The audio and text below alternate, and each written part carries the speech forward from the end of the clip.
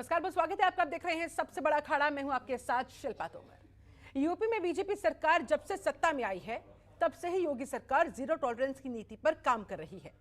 CM योगी ने जब शपथ ली थी तभी बोल दिया था कि यूपी में अपराधी और माफियाओं के लिए कोई जगह नहीं। जैसे सीएम योगी ने बोला था वैसा ही करके भी दिखा रहे हैं। यूपी में माफियाओं और अपराधियों पर लगातार सरकार कार्रवाई कर रही है। जरा देखिए मुख्यमंत्री योगी आदित्यनाथ ने माफियाओं के खिलाफ किस तरह से हुंकार भरी थी। वहीं गुरुवार को अतीक के बेटे का यूपी एसटीएफ ने एनकाउंटर कर दिया, जिसके बाद से सियासत गर्मा गई। माफिया अतीक अहमद के बेटे के एनकाउंटर पर अखिलेश यादव ने इसे झूठा एनकाउंटर बताया और सपा की विधायक पूजा पाल इसे जाति धर्म से परे बता रही है। राजू पाल की पत्नी और उमेश पाल की पत्नी, उनकी बहन पूजा पाल ने बोला कि जो जैसा करेगा कानून उसे वैसे ही सजा देगा। कोई भी ऐसा समाज विरोधी तत्व जो पहले एक चौराहे पर किसी बेटी या बहन को छेड़ता हो, दूसरे चौराहे पर डकैती डालने का दुस्साहस करता हो, अब नहीं कर पाएगा, क्योंकि सीसीटीवी कैमरा एक एक गतिविधि को कैद करके रखेगा। अगर किसी ने एक चौराहे पर कोई शरारत की या कोई डकैती डाली तो अगले चौराहे पर भागते से पहले ही वह सारी तस्वीरें कैद हो जाएंगी और अगले चौराहे तक पहुंचते पहुंचते पुलिस उसको ढेर कर चुकी होगी। भाइयों बहनों, अब कोई भी सुरक्षा में सेंध लगाने का दुस्साहस नहीं कर पाएगा।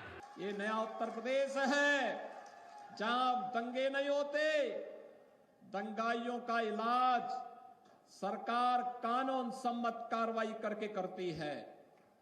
जहां व्यापारियों की संपत्ति पर कोई कब्जा करने का दुस्साहस नहीं कर सकता, किसी गरीब की जमीन पर कोई कब्जा करने का दुस्साहस नहीं कर सकता। अगर किसी अपराधी और किसी माफिया ने जरूरत की तो उसका इलाज भी सरकार के पास है। उसका उपचार ऐसा उपचार करती है कि आने वाली कई पीढ़ियां अपराध करने से डरेंगी। जो लोग पहले उत्तर प्रदेश की कानून व्यवस्था को दता बताते थे, आज आप देख रहे होंगे उनके सामने स्वयं के जान के लाले पड़ रहे हैं। जब कोर्ट उन्हें सजा सुनाती है तो उनकी पैंटें भी गीली होती हुई देखती है। जनता देखती है कि कैसे माफिया पहले जनता को तबाह करते थे, उद्योगपतियों को धमकी भेजते थे, व्यापारियों का अपहरण करते थे, और आज उनकी सब सिट्टी पिट्टी गुम है। सबके सामने जान के लाले पड़े हुए हैं। कानून का राज होगा। कानून के अलावा किसी को कानून के इतर कार्य करने की इजाजत कतई नहीं दी जाएगी। आज कैसे गिड़गिड़ा रहे हैं, ऐसे लगता है जैसे भीगी बिल्ली जैसे दिखते हैं, दुम दबा करके चल रहे हैं। और इन माफियाओं के साथ यही व्यवहार होना चाहिए, नहीं तो ये आम जन का जीना हराम कर देंगे, बहन बेटियों की सुरक्षा में सेंध लगा डालेंगे, गरीबों की संपत्तियों पर कब्जा कर देंगे और किसी भी शरीफ व्यक्ति को जीने के अधिकार को छीनने का प्रयास करेंगे। लेकिन हमने तय किया है जो किसी गरीब का, किसी कमजोर का, किसी निरीह का, किसी बहन बेटी के लिए संकट बनेगा, सरकार उसके जीवन के लिए संकट बन जाएगी। न्यायालय मेरिट के आधार पर फैसला करे, फैसले को लागू हम करेंगे। और किसी के माई के लाल पे हिम्मत है उत्तर प्रदेश में उपद्रव करके दिखा दे। कोई व्यवधान डालना चाहता है तो उसको तय करना है। अगर वो व्यवधान डालेगा हम उसको गोली से समझाएंगे, व्यवधान डाल करके दंगा कराएगा तो गोली उसको समझा देगी। वहीं गुरुवार को अतीक के बेटे ने यूपी एसटीएफ ने जो एनकाउंटर किया, इसके बाद से सियासत गर्मा गई है। माफिया अतीक अहमद के बेटे के एनकाउंटर पर अखिलेश यादव ने इसे झूठा एनकाउंटर बताया। वहीं सपा की विधायक पूजा पाल इसे जाति धर्म से परे बता रही है। राजू पाल की पत्नी और उमेश पाल की बहन पूजा पाल ने बोला कि जो जैसा करेगा कानून उसे वैसे ही सजा देगा। किससे कनेक्शन निकलते हैं क्या कहें, लेकिन पहले दिन से भारतीय जनता पार्टी चुनाव को देखते हुए इनकाउंटर कर रही है। और एक उदाहरण नहीं है, मैं तो बीजेपी से पूछना चाहता हूं कि जिस बुलडोजर ने, जिन अधिकारियों ने, प्रशासन ने एक ब्राह्मण मां और बेटी के ऊपर बुलडोजर चला दिया, आग लगा दी, उनका क्यों नहीं मिट्टी में मिला दिया। बलिया में एक नौजवान छात्र नेता जो चुनाव लड़ना चाहता था, उसको मुख्यमंत्री जी के स्वजाती लोगों ने मार मार करके जान ले ली। क्या आज का भारत ये है कि कमजोर की जान ले लेंगे? क्या भारत आज का ये है कि जो संविधान में जो एक सजा होती है वो शासन प्रशासन और कर रहे हैं, बस यही है। आज उसकी कब्र खोदी तो खाक मिल जाएगा अपराधी था। तो देखिए, अब किसी का भी हो, अपराधी का जो कानून हाथ में लेगा तो जिसकी जैसी सजा है उसके लिए बनी है। तो वहीं दूसरी तरफ असदुद्दीन ओवैसी ने बीजेपी पर सिर्फ मुस्लिम बदमाशों का एनकाउंटर कराने का आरोप लगा दिया। तो उत्तर प्रदेश के डिप्टी सीएम केशव प्रसाद मौर्य भी मैदान में कूद गए और विपक्ष के तमाम नेताओं के आरोपों पर जमकर पलटवार किया। देखिए, यह सब कोई सवाल नहीं कर रहे हैं, ये शुद्ध रूप से मुस्लिम तुष्टीकरण की घटिया राजनीति कर रहे हैं। अपराध के खिलाफ इतनी बड़ी सफलता यूपी पुलिस और एसटीएफ ने प्राप्त की है और उस पर जो सवाल उठा रहे हैं वो स्वयं जनता की नज़र में सवाल बन गए हैं। वो चाहे पश्चिम बंगाल के हों, चाहे तेलंगाना के हों और चाहे वो यूपी के कोई नेता हों, उनसे लोग सवाल पूछ रहे हैं। जब उमेश पाल की हत्या हुई तब इनको दर्द नहीं हुआ। एक हत्यारा जब पुलिस के जवानों पर हमला कर रहा है, गोली चला रहा है और जवाबी कार्रवाई में वो हत्यारे मारे जाते हैं तो इनको दर्द होता है। तो ये तो स्वयं सवाल बने हुए। तो फिर क्या जुनैद और नसीर के मारने वालों को भी गोली मारोगे? बताओ बीजेपी वालों, जुनैद और नसीर को जिसने मारा तुम उसका भी एनकाउंटर करोगे? नहीं करोगे तुम। इसलिए नहीं करोगे क्योंकि तुम मजहब के नाम पर एनकाउंटर चलते हो। मारो जुनैद और नसीर के कातिलों को। नहीं मारोगे, अब तक एक पकड़ा गया, 9 गायब। नहीं करोगे। ये कानून की धज्जियां उड़ रही, एनकाउंटर नहीं। तुम कॉन्स्टिट्यूशन का एनकाउंटर करना चाहते हो। तो बहुत सारे सवाल खड़े होते हुए कि एनकाउंटर पर बवाल क्यों विपक्ष उठा रहा बार बार सवाल। अपराध पर प्रहार, मजहब पर क्यों उठ रहे सवाल? मजहब का क्या कनेक्शन है? विपक्ष का काउंटर क्या फेक है ये एनकाउंटर? सरकार की पूरी तैयारी, अब अगली किसकी बारी? आज इन्हीं तमाम सवालों के इर्द गिर्द करेंगे चर्चा। हमारे साथ इस समय एक खास पैनल जुड़ा हुआ है। जल्दी से जो मेहमान मेरे साथ जुड़ गए हैं उनका तारुफ करवा देती हूँ। हमारे साथ शांत प्रकाश जाटव जी जुड़ गए हैं, बीजेपी नेता, बहुत स्वागत है सर आपका। डीपी यादव हमारे साथ जुड़ गए हैं, समाजवादी पार्टी के नेता, आपका भी बहुत बहुत स्वागत है। और हमारे साथ महंत राजीव लोचन शरण जी भी जुड़ चुके हैं, हिंदू धर्मगुरु हैं, अयोध्या से हमारे साथ जुड़ रहे हैं। आपका भी बहुत बहुत स्वागत करते हैं। लेकिन सबसे पहले चर्चा की शुरुआत डीपी यादव जी आप ही के साथ। वह सीएम योगी ने जो कहा वो करके दिखा रहे हैं। कह रहे बोली से समझ जाएंगे तो बहुत बढ़िया, वरना गोली से समझा देंगे। लेकिन माफियाओं का राज यहां पर टिकने नहीं देंगे और उसी दिशा में लगातार सरकार काम करती हुई। दिक्कत कहां है सर?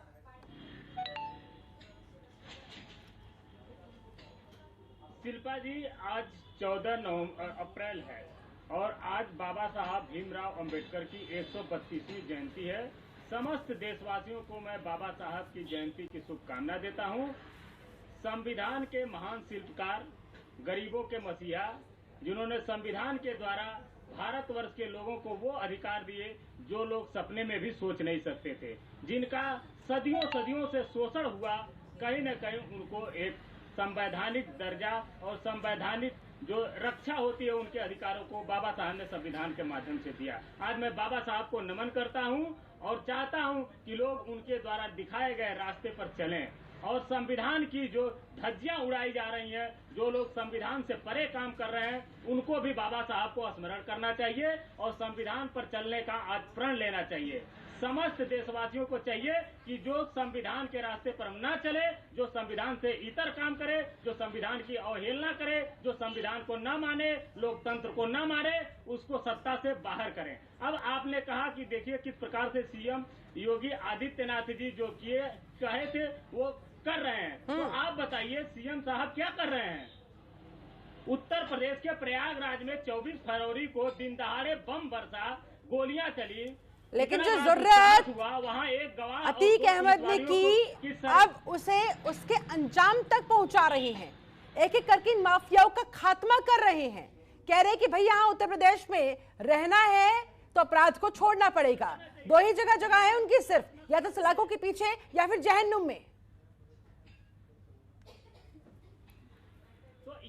बताइए शिल्पा जी, अतीक अहमद जो कि सलाखों के पीछे से कहीं न कहीं एक पैरेलल अपनी सरकार चला रहे हैं, साबरमती में बैठे हुए हैं और अभी आया था कि वहां से उनके पास ऐसे ऐसे सामान मिले हैं कि वो कहीं ना कहीं जो अपने गैंग का संचालन वहीं से कर रहे हैं। तो साबरमती जो कि गुजरात में है, गुजरात मॉडल पूरे देश में लागू है, तो वहां पर उनके पास मोबाइल फोन तमाम तरह के जो संसाधन कैसे पहुंच गए, वो कैसे संपर्क कर रही है लोगों से? ये तो सवाल गुजरात की सरकार के ऊपर भी है ना, केंद्र में जो बैठी हुई है भारतीय जनता पार्टी के डबल इंजन की सरकार के ऊपर है ना। ठीक है, तो इसका जवाब तो हमारे ठीक है, एनकाउंटर करवा के इतना खुश मत होइए शांत प्रकाश जाटव जी। सवाल आप लोगों के ऊपर यह भी है कि आखिरकार गुजरात की साबरमती जेल में बैठकर उसने पूरी प्लानिंग प्लॉटिंग उमेश पाल के हत्याकांड की कैसे कर दी, और इधर उत्तर प्रदेश में एग्जीक्यूट करवा दी तो कैसे करवा दी। फेलियर तो है आप लोगों का, और ऊपर से पाकिस्तानी कनेक्शन जो निकलकर सामने आ रहा है, पाकिस्तान से पंजाब के जरिए ड्रोन के जरिए हथियार मंगवाए जाते थे, वो यूपी पहुंच रहे थे। हर स्तर पर आपका फेलियर है कह रहे हैं विपक्ष के लोग। एजेंसियां क्या कर रही है, सवाल उठा रहे हैं। ठीक है, मैं लेती हूँ जाटव जी से जवाब लेती हूँ। जाटव जी,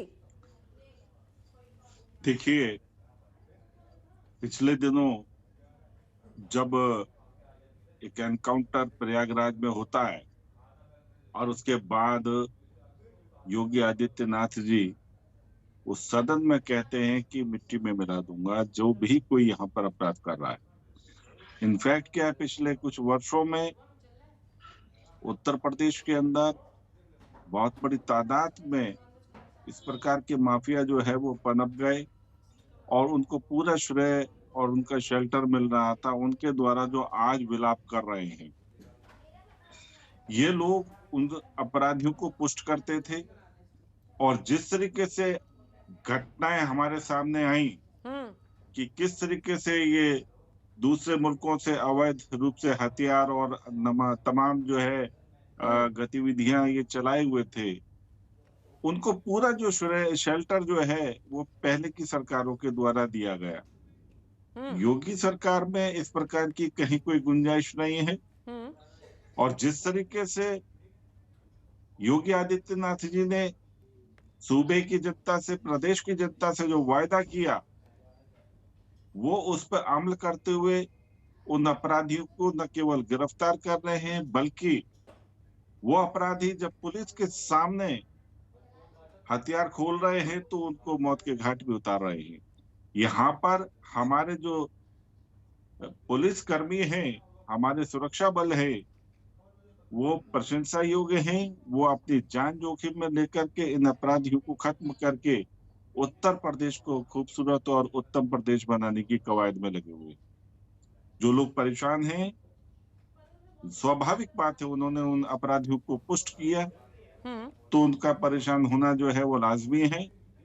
वो अनर्गल बातें भी करेंगे और तमाम तरीके से इस प्रकार के एलिगेशन लगाएंगे कि जिससे जैसे कि ये सब जो है वो भाजपा के द्वारा पोस्ट किए जा रहे थे, मगर ये उनको अच्छी तरह समझ लेना होगा। भाजपा के द्वारा पोषित नहीं किए जा रहे थे, लेकिन भाजपा जिस तरह से इन्हें मृत घोषित कर रही है, इस पर दरअसल ये लोग आपत्ति जता रहे हैं। बकायदा वैसे तो कह रहे हैं कि दरअसल अतीक अहमद की गलती यही है, माफिया है ठीक है, लेकिन वो ऊपर से मुसलमान भी है, इसलिए जानबूझकर मुसलमानों को आप लोग टारगेट कर रहे हैं। और ऊपर से कॉन्स्टिट्यूशन के एनकाउंटर की बात उन्होंने कही है। एनकाउंटर करवाना ना करवाना वो अलग बात है, लेकिन कानून को अपना काम करने देना चाहिए था। वो सवाल उठा रहे हैं, कह रहे हैं कि करके क्या इस तरह से सबको खत्म करवा देंगे। देखिए कि जिस तरीके से इस घटनाक्रम को ये धार्मिक तरीके से जोड़ने का कोशिश कर रहे हैं, बेसिकली इनका फंडा यही है। ये लोग जो है धार्मिक उन्माद में जो है जनता को फंसाना चाहते हैं, मगर देश का, प्रदेश का मुसलमान जो है वो जानता है कि इस प्रकार की जो बातें हैं वो कुतार्किक है, इनका कोई वैल्यू नहीं है। और अपराधी का अगर धर्म देखकर सर एलिगेशन तो बीजेपी पर अब ये भी लग रहे हैं कि दरअसल ये जो एनकाउंटर करके आप लोग अपनी पीठ थपथपा रहे हैं, वाहवाही लूट रहे हैं, दरअसल ये सब कुछ चुनाव की वजह से आप करवा रहे हैं। चुनाव है इसलिए आपको फिर से एनकाउंटर याद आ गया। कहां पर चुनाव है? निकाय चुनाव की बात कर रहे हैं। पूरे देश में वर्ष भर चुनाव होता है और चुनाव के कारण से अपराधियों को छोड़ दिया जाएगा कि अरे भाई आज तो तुम्हें पकड़ रहे हैं मगर चुनाव है इसलिए तुम्हें छोड़ रहे हैं हम। ये क्या मजाक की बातें हैं। अपराधियों को सजा देने वाली अलग एजेंसियां हैं और चुनाव कराने वाली अलग एजेंसियां हैं। सब एजेंसियां अपना लेकिन काम एनकाउंटर कर रही तो हैं और आप जिन्होंने लोग वोट करवा देना रहे है वो हैं। भी ये देख रहे हैं कि ये जो कह रहे हैं, दुशासन अखिलेश लाने यादव वाले ने हैं, सीधा उनको आरोप वोट देना। लगाया है कि दरअसल ये एनकाउंटर तो फर्जी एनकाउंटर है, जानबूझकर करवाया गया है। इसकी तो जांच की मांग बकायदा वो कर रहे हैं और कह रहे हैं सबसे ज्यादा अगर कहीं फर्जी एनकाउंटर होते हैं तो वो यूपी में होते हैं। आपने किस प्रकार खुलेआम बमबारी हो रही थी, गोलियां चल रही थी, पूरे देश ने देखा। वो फर्जी था। आपने जो प्रयागराज में घटना हुई उस पर कुछ बोले और आज जिन्होंने उस घटना को अंजाम दिया उसमें इनको फर्जी दिखाई दे रहा है। वो फर्जी है या वो जेन्युइन है वो जांच का विषय हो सकता है, मगर उसमें मारा वही अपराधी गया है जिसने इतने जघन्य अपराध को जो है अंजाम दिया। और इस प्रकार के जघन्य अपराध को अंजाम देने वाले लोगों को किसी सूरत में नहीं बख्शा जाने वाला है। नहीं बख्शा जाने वाला है।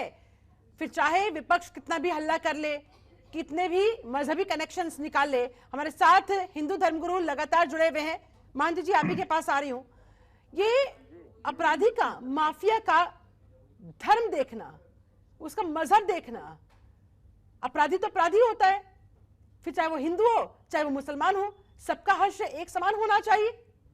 लेकिन कह रहे हैं कि भाई देखिए दरअसल मुसलमान है इस वजह से उसे टारगेट किया जा रहा है। बिल्कुल नहीं शिल्पा जी, मैं बताना चाहता हूँ आपको, अपराधी हो चाहे भूमाफिया, उसका ना कोई धर्म होता है ना मजहब होता है। बिल्कुल, उसका ना कोई धर्म होता है ना मजहब होता है।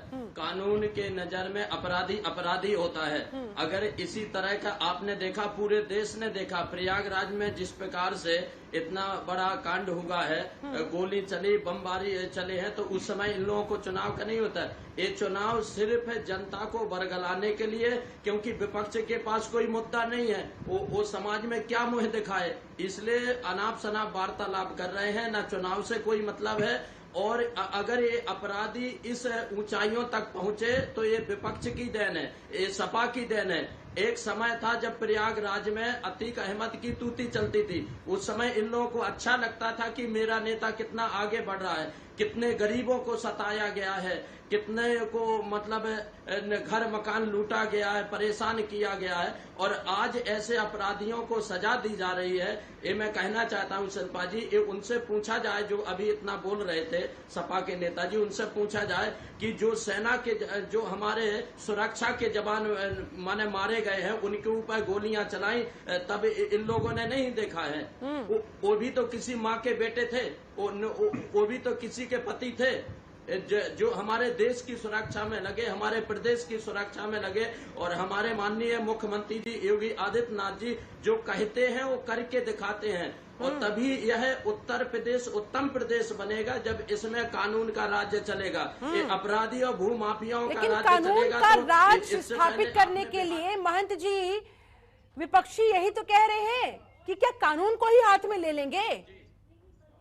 ये देश संविधान से चलेगा या गोली से चलेगा? नहीं तो कानून कहाँ, जब अपराधी संविधान से चलेगा। और आज बाबा साहब की अंबेडकर जयंती है, उनको भी मैं नमन करना चाहता हूँ। और जो भी हो रहा है ये कानून और संविधान से ही हो रहा है। जब अपराधियों के ऊपर इनाम घोषित किया जा रहा है, आपके अंदर कर नहीं तो डर क्या, क्यों भाग रहे हो, क्यों नहीं पुलिस के सामने आकर के, क्यों नहीं न्यायालय के सामने सरेंडर कर रहे हो? और जब प्रशासन आपको सरेंडर करने के लिए बोल रही तो आप प्रशासन के ऊपर गोली चलाओगे तो क्या प्रशासन आपकी आरती उतारेगी?